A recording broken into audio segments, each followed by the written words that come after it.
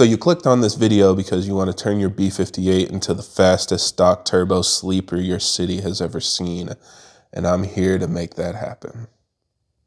All right, guys, we are back in my garage for another video, and today we're going to be talking about Stage 2 Plus. I know a lot of people think this is kind of the sweet spot for stock turbo tuning, and I think it is honestly a great bang for your buck if you're going to be modifying your B58. But I see a lot of people with questions about what's actually required, how does it work, and basically just wanting to understand it so you can get the most out of your setup. So I'm going to try to use this video to answer your most common questions so you feel more comfortable taking your car to that next step. So let's go ahead and talk about it, and hopefully you guys find this video useful.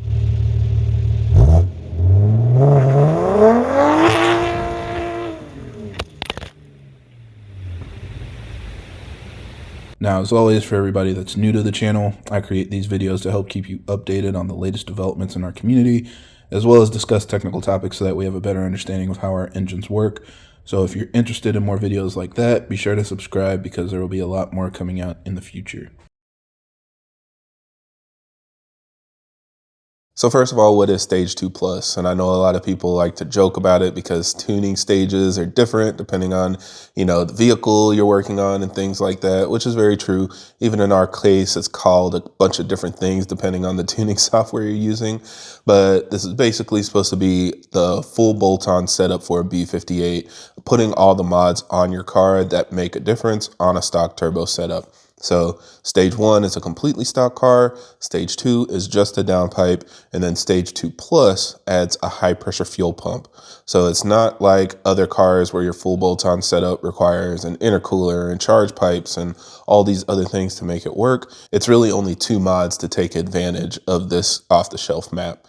Now, it's called something different, like I said, depending on your tuning platform. So it's called Stage 2 Plus by Boot Mode. They were actually the first ones to come out with these maps. Then MHD came out with theirs a couple weeks later. Theirs is called Stage 2 HPFP. And then AMG Flasher came out with theirs a little while after that. Theirs is called Stage 2.5. So again, depending on the tuning software you use, it's called something different, but it's all essentially the same thing, using a high flow downpipe to get rid of, the biggest restriction of your airflow, and then a high pressure fuel pump to flow more fuel. Keep in mind this only applies to Gen 1 B58, so there is no Stage 2 Plus, Stage 2 HPFP, anything like that for a Gen 2 B58, and that's because the whole strategy behind this tuning upgrade is to install a Gen 2 B58's high pressure fuel pump on a Gen 1 B58. Around 2019, we started figuring out that this is a plug and play upgrade and something that you can install in your car, and it works even if it's completely stock. You can slap it on there and drive around and you'll have absolutely no issues, but it flows significantly more fuel than the Gen 1 high pressure fuel pump, so it allows you to run more boost and make more power. So that's really where the big advantage comes into play. Now, I think there's a little bit of confusion here because a lot of people want to install it on their stock cars and they're looking for a power gain, and that's not how it works.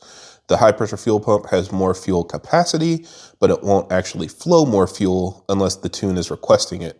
And the only real reason it would request it is if you're running higher boost levels or higher amounts of ethanol content. So it really depends on the tune to make more power. And without the Stage 2 Plus, Stage 2 HPFP, whatever the map is, we'll just call it Stage 2 Plus to keep it simple. If you don't have that tune on your car, it's not going to make a difference regardless of the high pressure fuel pump you're running. However, I will say that this is the best bang for your buck right behind the Stage 1 map. Flashing Stage 1 makes the biggest difference. No other tuning upgrade will make that amount of power for your dollar.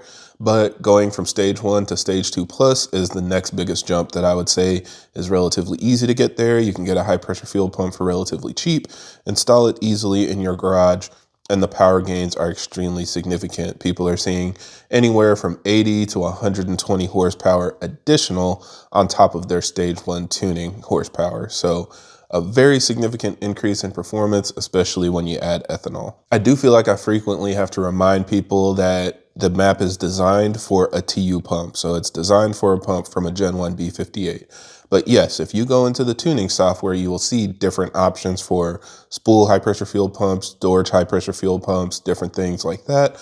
And so a lot of people are hoping they can install a higher flowing pump like an aftermarket one and make even more power. Again, it's not going to work with an off-the-shelf map. The off-the-shelf map is designed to run with the TU pump, and so it's building its boost and timing profile based on what the TU pump can support.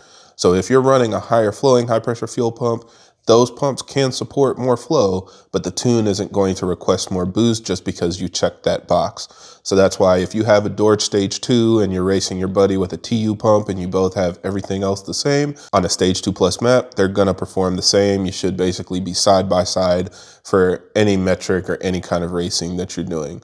So yes, there are options to run different high pressure fuel pumps, but they don't actually make more power than you would with a TU pump. The only advantage I would say is when a lot of us were running the static maps just designed for E30, since all of them were set up for E30 at the time, it was really critical to make sure you get your mix correct. But if you get your mix wrong and you overshoot it and run E33, E35, whatever by mistake, the higher flowing fuel pumps will give you more headroom to avoid rail pressure dips. So that's really the only advantage that I see, is allowing you to run higher ethanol content safely, even if the tune is designed to run it lower. In my testing, I ran higher ethanol content to help clean up timing. For whatever reason, I was still seeing some timing corrections when I targeted E30. So I would add a couple points of ethanol to clean up the timing, and I just ran logs to make sure that I wasn't losing fuel pressure. So it really just depends on your setup, and you really need to run logs to see how everything works the best. But that's the only real advantage, allowing you to have a little more headroom to add more ethanol to clean up your logs. Also, I see a lot of people saying that a TU pump isn't really required, it's only recommended, or they put Stage 2 Plus on their car with a stock high pressure fuel pump and it's been performing fine. And I want to remind you, one, that's taking on all the risk with absolutely no reward. Nobody is impressed that you are running the wrong hardware for your tune. And the other thing is that a lot of these tunes don't have a significant gain over the Stage 2 map if you're only running pump gas, especially because when you're running a higher flowing fuel pump, you're still going to be octane limited if you're running lower octane fuel. So you can't run a crazy amount of boost without risking a lot of knock or timing corrections. So that's why with a TU pump on a pump gas map, in my experience, you feel a little bit more punch in the mid-range, but it doesn't really make a lot more top-end power. And I know companies like MHD don't even offer a Stage 2 Plus map for certain lower octane fuels because they don't want people to flash the map and complain that it's not performing any better. Yes, it could be a placeholder for you to use, which I feel like would be pretty convenient if you already have an upgraded high pressure fuel pump. Set it up like that. It'll still allow you to do map switching and stuff to take advantage of ethanol when you have it. But just to get rid of the headache, they just don't offer it so people don't assume a gain can be had. So yeah, I mean, if you're running logs and you're not seeing fuel pressure dips, I'm assuming you're running pump gas. Good for you. We're all impressed that you're running the wrong map, but honestly, you would be doing the same if you just ran Stage 2. Now, next, let's talk about your optimal ethanol mix, because when you're running a high pressure fuel pump upgrade, it doesn't really change significantly. It's really all depending on the tune. And like I said, when these maps originally came out back in 2020, they were all designed for E30. That was like the magic number that everybody was tuning for. But eventually these off-the-shelf map wars started, and MHD released an E40 map, then Boot Mode released an E50 map, and it was probably one of the stupidest things I've seen. I am very much against off-the-shelf maps trying to push cars to their limit. The whole point is they're just an off-the-shelf map. They're just supposed to get you started, and if you want to make a little more power, you go and get a custom tune. But at the time, everybody was trying to figure out what they could do to get a little bit more of an advantage without spending a lot more money. And so that's where all these more aggressive off-the-shelf maps came in. That being said, everything that I've seen is relatively safe, especially in my tuning experience. I haven't had any issues, but that also means that the optimal mix is exactly what they say it is. So for MHD, the optimal mix is E40. For boot mode, it's E50. For a custom tune, it's whatever your tuner sets it up to, and that's pretty much it. There's no perfect mix for a specific setup. Again, it's all depending on the tune. So that's just kind of where these guys landed when they set it up, the optimal boost and timing and everything. They dialed in an ethanol mix that would give you a safe blend to reduce the chance of rail pressure dips while giving you the performance you're looking for. And that's where we ended up. So in my opinion, just run whatever the tune is set up for. If you're getting a custom tune, work with your custom tuner to figure out what that optimal mix is.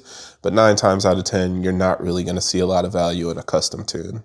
Oops, did I say that? Sorry, maybe I should have saved that for the end, because a lot of people ask me if it's worth going for a custom tune if you're already running Stage 2 Plus. And in my opinion, it's not. Now, I'm not going for any records, so if you're trying to break a record and be the fastest stock turbo Gen 1 B58, sure, go ahead and get a custom tune. Just keep in mind the current record holder is actually on a boot mode off-the-shelf map, so that does kind of tell you something, but it is what it is. When these tunes started getting pushed harder, we got to a point where we're running out of steam with the stock turbo. They barely make more power once you're pushing them over 20 or 21 PSI. And if you're getting a custom tune to push it farther than that, chances are you're going to blow your turbo. They're not as strong or as capable as Gen 2 B58s, so we can't run these really high boost maps consistently for a long time at least. So in my opinion, the only real reason you might want to go for a custom tune is if you're taking advantage of something that an off-the-shelf map doesn't offer. So for example, if you don't have ethanol but you want to run meth injection, then yes, you would want to get a custom tune for that so it can take advantage of when the meth starts to spray. Also, if you want to run something like a specific race fuel, 100 octane or whatever, I know boot mode has a race gas file, but if you want to run something different, or again, just try to custom tune it to see what your gas and fuel is capable of, then that would be a case where a custom tune might make sense as well. So yeah, it just kind of goes to say, it's really dependent on how far you want to push it. I thoroughly enjoyed Stage 2 Plus. I think that's probably the most balanced setup for a B58 daily driven car. But if you want to try to turn it into a race car, then custom tuning is probably your best option. The last thing I want to talk about briefly is flex fuel, and I've made several videos on this in the past, but flex fuel is treated very differently on these different tuning platforms. MHD has the one that I believe is the most capable because it basically increases horsepower to the optimal mix and then decreases it as you go towards full E85. So you can run any mix that you want and it will automatically adjust the car based on the ethanol content. So you usually want to try to target E40 if you want the most power, but if you run E50, 60 or whatever is easiest for you, you can also do that and the car will make good power safely. I've shown this data multiple times, but I will reiterate it here. In my testing and basically under any normal circumstance, full E85 will make more power than pump gas. I know a lot of people just assume that full E85 requires you to turn boost down so low that it makes the same as stock power or even less, and that's absolutely not the case. I've proven it multiple times, especially if you have, 91 octane or crappy 93 octane, but even with good high quality octane, you might lose 1 or 2 PSI compared to a pump gas map, but that doesn't make a difference compared to the extra 6 or 8 degrees of timing you get with the full E85 tune. So yes, flex fuel tuning, running full E85 will make more power than pump gas, especially on a Stage 2 Plus map. Now, this is a little bit different on other platforms. For example, on boot mode, they don't have the capability to scale power back down as you go above their optimal mix. So if you go above E50, there is potentially a risk of rail pressure dips. It can blend pretty seamlessly up to that point, but above, you really want to start monitoring to make sure that you're not getting dips. If you are running a bigger fuel pump, again, like a Dorch Stage 2 or Stage 2.5, I guess like we have now, then yes, you can basically run higher ethanol content without that risk, but it's going to be up to you to run logs to see what's actually happening. And then the newest entry into the mix is MG Flasher, which they just released their flex fuel tuning. And I will probably make a video on that in the future if you guys want to hear more about it, because it does have some unique capabilities I haven't seen anybody else offer. But they also give you the capability now to blend fuel and have the tune automatically adjust for whatever ethanol content you're running. So yeah, again, I think Stage 2 Plus is amazing. I do sometimes miss having just the simplicity of a downpipe and a fuel pump on my car. It worked great for a very long time. The car was very capable. A lot of people are making north of 500 wheel horsepower with ethanol, and it's just kind of a win-win all around. Simple, relatively cheap, and doesn't make it go crazy or push you into a dangerous level for the engine and transmission and things like that. So if you're considering it, highly recommend it. I will have my links in the video description where you can buy all the hardware you need to put a Stage 2 Plus setup on your car. And just remember that once you put that on your car, it is the fastest car in the world and nobody will ever be able to beat you again. So I think that's it for this video. Thank you guys for watching and I hope this helps. And if you have any other questions or comments, leave them down below.